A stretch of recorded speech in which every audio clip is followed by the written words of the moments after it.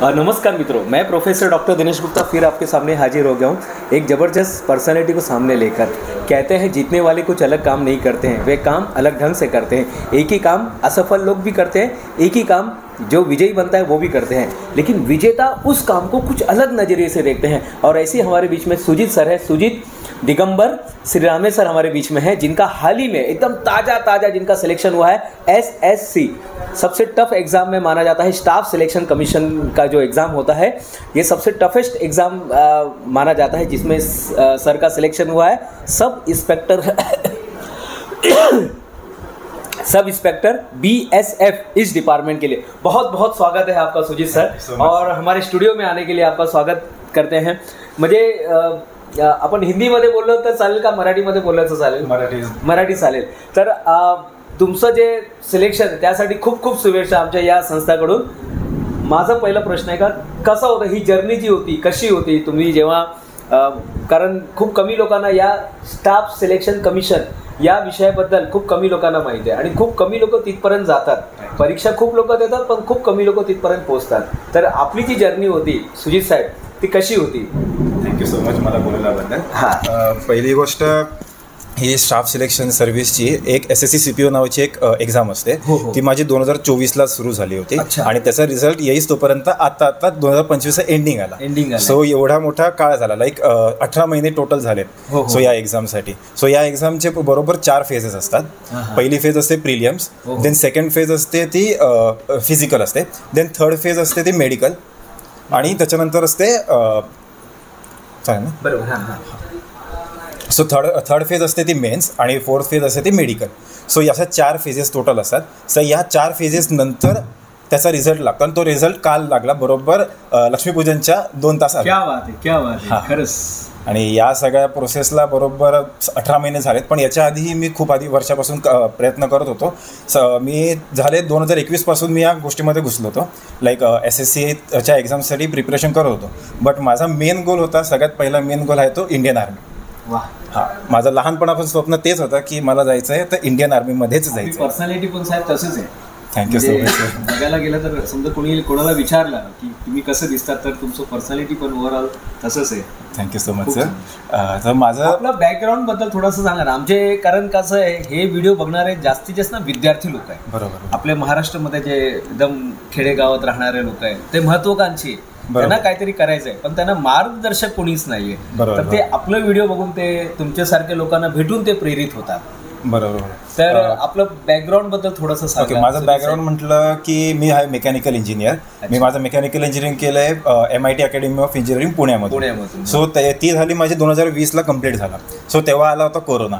त्या कोरोनामध्ये एक्झॅक्टली काय करायचं हा मोठा एक प्रश्न होता, पण माझ्याकडे आधीपासून गोल फिक्स होतं की मला करायचं ते इंडियन आर्मीच, त्यासाठीच प्रिपरेशन करायचं। तर मी भरपूर साऱ्या एक्झाम्स झाल्या, लाईक UPSC वगैरे पण नाही, NDA प्रयत्न केला होता पण त्याच्यामध्ये सक्सेसफुल नाही झालो मी। सो त्याच्यानंतर मी डायरेक्ट मेकॅनिकल इंजिनिअरिंग कम्प्लीट केला। सो त्याच्यानंतर मी CDS नावाची एक्झाम असते, UPSC कंडक्ट करते ती, सो त्यासाठी प्रिपरेशन केलं मी, पण मग त्याच्यामध्ये नाही झालं थोडंफार। मग मला त्याच्या सोबत ना एक FCAT म्हणून एक्झाम असते जी एअरफोर्स कंडक्ट करते। ओके, ती पण असते, ती सेम याच्यासाठीच असते, ऑफिसरसाठीच असते। सो मी ती प्रिपरेशन केली, त्याची एक्झाम क्लिअर झाल्या माझ्या। सो आतापर्यंत असं बघायला गेलं तर मी 8 वेळेस इंटरव्ह्यू दिलेत, इंडियन एअरफोर्सचे पकडा, इंडियन आर्मीचे आणि इंडियन कोस्ट गार्डचे, असे तिघांचे मिळून टोटल 8 वेळा इंटरव्ह्यू दिलेत मी।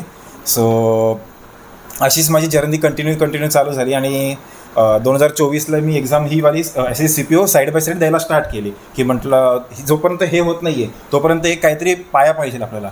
सो तो पाया कंप्लीट करण्यासाठी मी SSC साईडला घुसलो। सो SSC पण करत होतो आणि साईड बाय साईड आर्मीसाठी करत होतो, दुसरी पण परीक्षा। 2 एक्झाम एकाच वेळी टॅकल करत होतो। तुमचं हे एक्झाम्पल बघून तुम्ही जे सांगितलं मला ते कबीरचं एक दोहा आठवतोय, करत करत अभ्यास से जडमती होत सुजान। म्हणजे अभ्यास करत करत काय होतो कि करत करत अभ्यास से जड़मती होत सुजान, रसरी आवत जात है और सील पे पडत निशान। जे सिलबट्टा होत आहे ना, म्हणजे तुम्ही बघितलं असेल आता पण खेडेगावामध्ये सिलबट्टा, म्हणजे पाणी येत जातं तिथे आणि ते पाण्याने त्यावरती निशाण तयार होतात। म्हणजे तसंच तुमचं झालं, तुम्ही 8 वेळा ते परीक्षा दिली आणि त्याचं एवढं तुमच्या माइंडमध्ये ते हे झालं की अब तो सक्सेस कोई हरा ही नाही सकणार, असं झालंय। अजून पण प्रयत्न तुमचं लहानपण कसं होता? आम्हाला त्यामध्ये जास्त इंटरेस्ट आहे. चला तुम्ही चांगला पोस्ट तुम्हाला मिळालं आणि लक्ष्मीची कृपा झाली बघायला गेलं तर. तुमचं लहानपण कसं होता? तुमचे मम्मी पण आहे, डॅडी पण इथे, आम्ही त्यांना पण विचारणार आहे. पण तुमचं लहानपण म्हणजे कुठल्या शाळेमध्ये होते तुम्ही, कसं तुमचा म्हणजे तुम्ही अभ्यासामध्ये कसे होते हे जरा थोडं आम्हाला जाणून घ्यायचं आहे. लहानपण म्हणायला गेलं तर लहानपण एकदम चांगलं होतं. कुठे कल्याणमध्ये? कल्याणमध्येच. मी कल्याणमध्येच राहत होतो लहानपणापासून. 12वी मी कल्याणमध्येच होतो. 12वी नंतर मी कॉलेजला पुण्याला गेलो, MIT पुण्याला गेलो. सो कॉलेजपर्यंत माझा सगळा एकदम मस्त चांगला होता. त्याच्यानंतर मग अभ्यासाचं म्हटलं तर मी ॲव्हरेज होतो. मी एकदम टॉपर पण नाही, लोअर पण नाही. माझं सुभेदारवाडा आहे. हा, बाजूलाच आहे सुभेदारवाडा. 100 वर्ष पूर्ण. हा, 125. 1892. हा, 125 वर्ष पूर्ण झाली आहे. सो त्या शाळेमध्ये होतो मी. सो शाळेमध्ये पण मी असं स्टुडियस वगैरे नाही, ॲव्हरेज मुलगा होता. हा, पण माझा साईड बाय साईड स्पोर्ट्स चालू होता. मी आधीपासून स्पोर्ट्स. अब्दुल कलाम साहेब नेहमी सांगायचं, भारत का सबसे बेस्ट ब्रेन है ना, ब्रेन जो है ना, सबसे बेस्ट ब्रेन आपको लास्ट बेंच पे मिलेगा.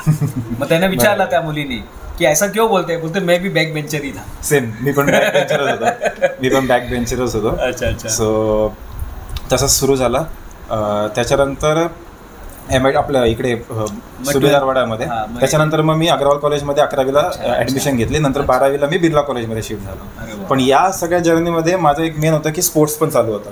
त्या स्पोर्ट्समुळे एक डिसिप्लिन नावाची गोष्ट ती होती त्याच्यामुळे. आणि त्याच्या स्पोर्ट्स माझं 8वीमध्ये आलं. पण 8वीच्या आधी डिसिप्लिन होतं ते पप्पा, त्यांच्यामुळे.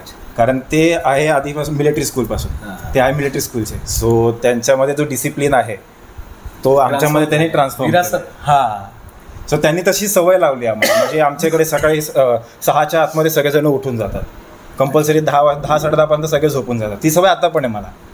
मी कॉलेजमध्ये होतो तेव्हा पण मला ती सवय होतीच की सकाळी उठायचं आणि जिमला जायचं कंपल्सरी. आणि संध्याकाळी मग जर काही मी नंतर स्पोर्ट्स चेंज केलेत. म्हणजे माझ्या स्पोर्ट्स भागात पहिला होता टायकोंडो. मग तिकडे गेलो, पुण्याला गेलो तेव्हा बॉक्सिंग आणि MMA खेळलो, मिक्स मार्शल आर्ट्स. सो त्याच्यासाठी मला कंपल्सरी 7 किलोमीटर ट्रॅव्हल करून जायचं लागायचं. सो तेव्हा माझ्याकडे बाईक वगैरे नव्हती, तर मग बसने जायला लागायचं. मग कॉलेज संपलं 6ला, 5:30 कॉलेज संपलं तर तिकडून लगेच बॉक्सिंगला जायचं. तिकडनं आलं की 8 वाजता घरी यायचं, जेवायचं, झोपायचं.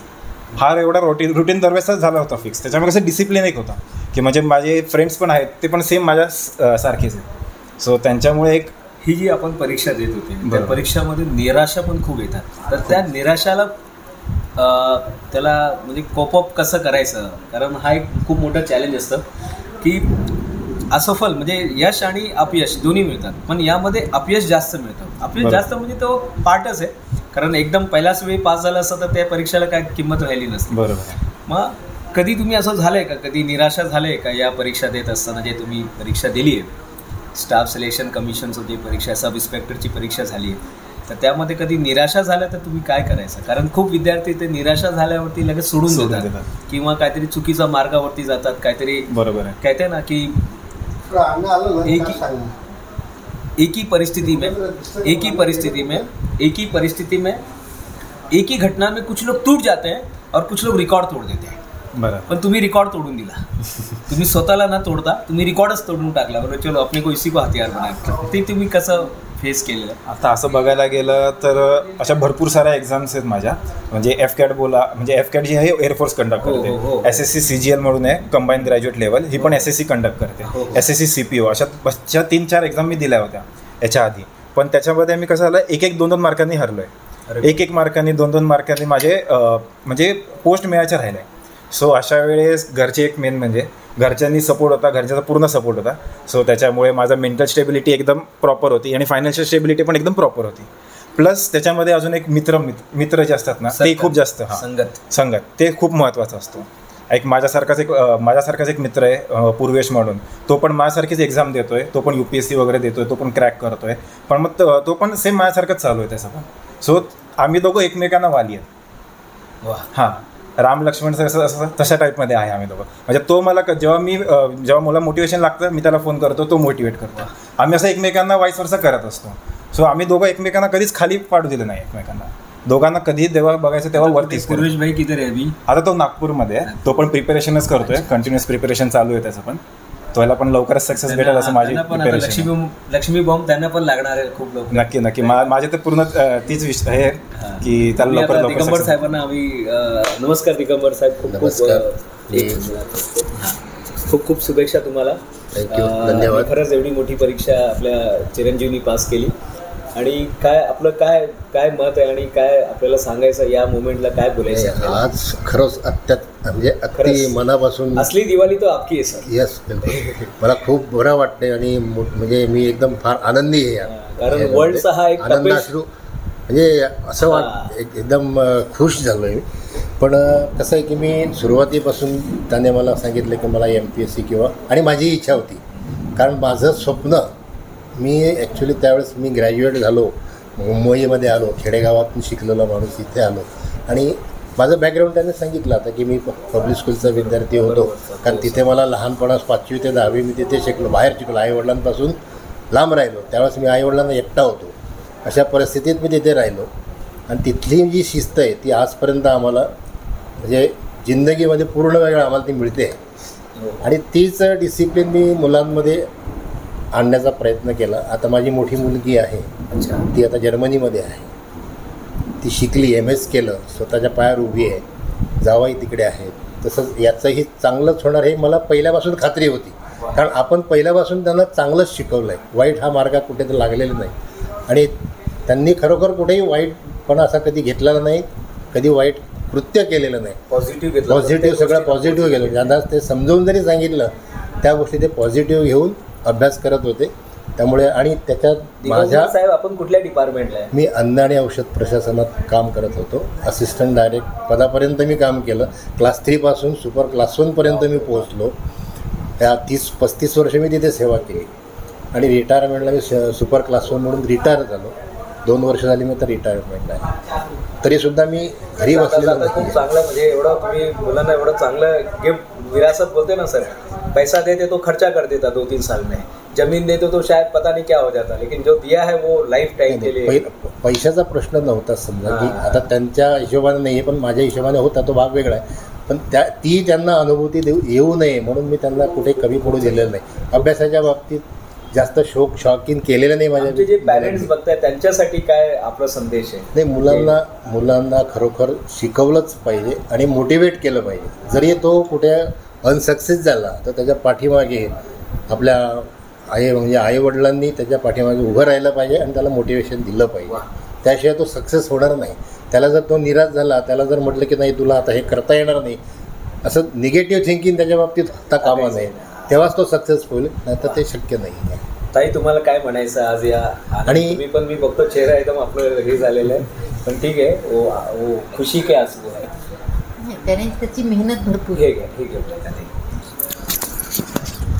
त्याची मेहनत भरपूर आहे.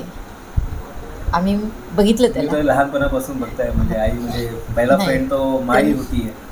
त्याने खूप मेहनत घेतली. अभ्यासही तेवढा करत होता आणि हे पण काय नाही. चला खूप खूप शुभेच्छा आपण सर्वांना, पूर्ण फॅमिलीला. श्रीरामे फॅमिलीचं तुम्ही नाव खरंच म्हणजे रोशन केलं आहे. आणि जाता जाताना फक्त एकच जे आज खरंच ते पूर्ण पोएम जे आहे ना, तो असं वाटतं की तुमच्यासाठीच लिहिलेलं आहे की मुट्ठी में कुछ सपने लेकर भरकर जेबों में आशाएं, दिल में है अरमान यही कुछ कर जाए सूरज सा तेज नहीं फिर भी दीपक सा जलता देखोगे, मेरी हद रोशन करने से तुम मुझको कब तक रोकोगे. तो आपको कोई रोकने वाला नहीं है साहब. हमने ही अपने आप को रोक के रखा है और आपने उस बंधन को भी काट कर दिया. और बहुत सारी शुभकामनाएं सर, बहुत सारी शुभकामनाएं. ताई खरंच खूप खूप शुभेच्छा. आणि एवढा सपोर्ट तुमचा मिळाला मुलाला आणि आज बघा कुठपर्यंत पोहोचला. माझ्यापेक्षा तिचा सपोर्ट जास्त, कारण 24 तास ती त्यांच्याबरोबर असायची. मी तरी 12 तास बाहेर असायचो. म्हणजे लहानपणापासून तिने जास्त माझ्यापेक्षा त्यांना सांभाळलेलं आणि तीसुद्धा म्हणजे शिक्षिकाच होती. शिकलेली आहे, BA झालेली आहे ती पण. त्यामुळे तिला म्हणजे नोकरी करण्यापेक्षा मुलांना शिकवणं हे फार पहिले त्यांनी प्राधान्य दिलं. भरपूर वेळेस मला शिकवलं. हालांकी मला क्लास होता पण मग क्लासपेक्षा घरी येऊन मला तिने शिकवलं. आणि घरी माझ्या येण्याच्या अगोदर त्यांचा अभ्यास कंप्लीट झालेला असायचा, त्या घ्यात होत्या. म्हणजे मला कधी त्यांच्याकडे जास्त लक्ष द्यावं लागलं नाही. बघूनच वाटतंय. खरंच खूप खूप शुभेच्छा तुम्हाला. आणि Thank you. आता टाइम पण आम्हाला सारखं आहे की थांबा येते आणि खरंच Thank you, खूप thank चांगलं वाटलं. आणि आमचे जे विद्यार्थी वर्ग आहे त्यांना पण चांगलं वाटणार आहे या पूर्ण मीटिंगला किंवा या पॉडकास्टला बघून. एकच आमचा उद्देश होता की प्रत्येक जणांना जिथे मोटिवेशनची गरज लागेल त्यांना तुम्ही हे व्हिडिओ पाठवा की श्रीरामे सर जे आमचे आहेत, सुजित श्रीरामे, त्यांनी खरोखरच काहीतरी इतिहास घडवायचा प्रयत्न केला है. 19 साल के आप या तो नॉर्मल लड़के बन सकते हैं, 19 साल के नॉर्मल लड़के, वो देखो एक लड़का जा रहा है, या तो 19 साल का वो लड़का बन सकता है जो आप सबके लिए इंस्पिरेशन बन सकते हैं. चॉइस तुमच्या हातात आहे. धन्यवाद. धन्यवाद.